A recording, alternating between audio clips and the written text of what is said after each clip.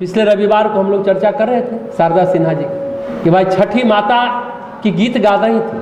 वो गीत गाते गाते छठी मैया की पुत्री होते होते हम लोग को तो छठी मैया ही लगती थी।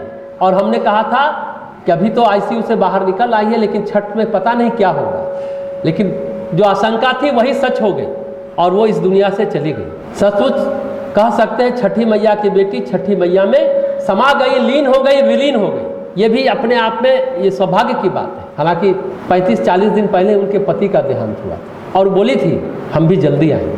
ये सारा आप रिकॉर्ड में आप जानते होंगे। बोली थी कि हम भी जल्दी आएंगे। 1 अक्टूबर को उनका जन्मदिन होता था, सितंबर में उनका देहांत हुआ था। तो वो अपने संस्मरण में पहले बताती थी, पहले क्या उसी दिन लिखी थी 1 अक्टूबर अभी 2024 को, कि लिखी थी कि 1 अक्टूबर को वो चुपचाप आते थे, गुलाब का फूल देते थे हमें और कुछ खाना पकवान चटपटा जो सामान्यतः नहीं खाना चाहिए वो देते थे और फिर चले जाते थे और वहाँ से हट जाते थे। लेकिन हम लोग उनको मना करते थे बेटे बेटी को कि उनको मत देना, उनका हेल्थ अच्छा नहीं है, ये ले तो आए हैं, देना मत उनको। लेकिन आज उनका द्वादशा है, आज तो वही पकवान बन रहा है और हम सबको खिला रहे हैं। 1 अक्टूबर को लिखती है।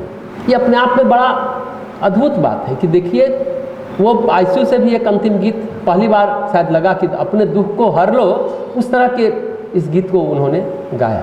चूँकि लोकगीत की गायिका बोलते हैं, हिंदी फिल्म की गायिका बोलते हैं, सब कुछ बोलते हैं। लोकगीत को लोग समझता नहीं कि लोकगीत होता क्या है।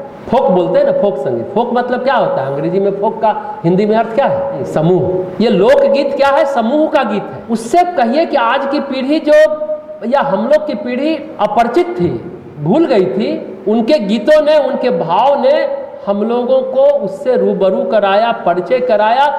और सचमुच उस पर कुमार विश्वास ने भी क्या कहा, जो लोक को नहीं जानता वो परलोक चला जाता है। जो लोक से जुड़ा रहेगा वही जीवित रहेगा और कुछ अच्छा कर पाएगा। लोकगीत की ये महत्ता है जो शारदा सिन्हा ने सबको बताया। ये बात बड़ा महत्वपूर्ण है। उनका योगदान अगर हम लोग के जीवन में है तो ये है।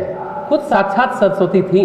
बहुत सारी बातें हैं कि जिस पटना के घाट पर हम छठ मनाएंगे और पटना के घाट में ही वो अंतिम विदाई भी। और ऐसे तो पता है ना आपका उनका जन्म कहाँ हुआ?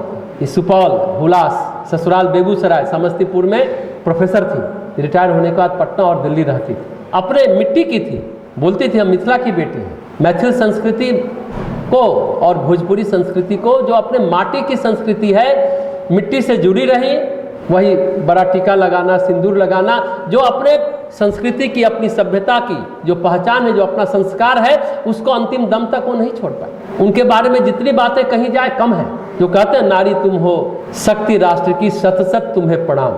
शत शत, 100 बार प्रणाम, 1000 बार प्रणाम। हम उनको श्रद्धांजलि दे रहे हैं, मतलब श्रद्धा से उनको याद ही नहीं कर रहे हैं। उनके गाए हुए गीतों को, उनके किए हुए कृत्यों को हम याद ही ना करें, उनको अपने जीवन में उतारे, तभी सच्ची श्रद्धांजलि हो। शारदा सिन्हा चली गई, सबको जाना है दुनिया से, बस उनका कृतित्व ही रह जाता है, वही अमर होता है। आपने जीवन में क्या किया, कितना अच्छा किया, जिससे आने वाली पीढ़ी प्रेरित हो और आप पर भी गर्व कर सके, गौरव कर सके। तो ये थी स्वर्गीय शारदा सिन्हा। ये भी अद्भुत बात है। पिछले रविवार को हमने आशंका दी थी पता नहीं छठ कैसा बीतेगा, और छठ में चली गई।